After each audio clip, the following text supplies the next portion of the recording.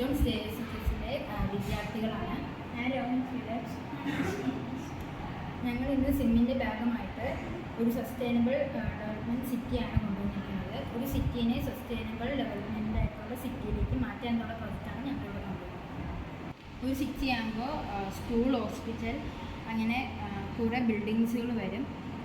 അവിടേക്ക് electric energy ആവശ്യമാണ്. അതിനാൽ നമ്മളിവിടെ സോളാർ എനർജിയാണ് സ്കൂളിൽ കൊണ്ടുവന്നിരിക്കുന്നത്. ഹോസ്പിറ്റലിൽ നിന്ന് നമ്മൾ സോളാർ എനർജിയാണ് കൊണ്ടുവന്നിരിക്കുന്നത്.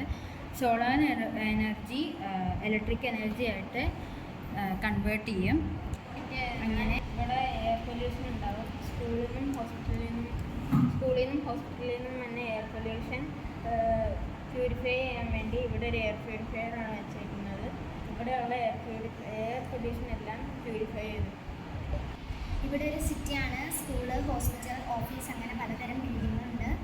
അപ്പോൾ അവിടെ എനർജി ആയിട്ട് വിൻഡ് മിൽ വെച്ചിട്ടുണ്ട്. വിൻഡ് എനർജി ഇലക്ട്രിക് എനർജി ആയിട്ട്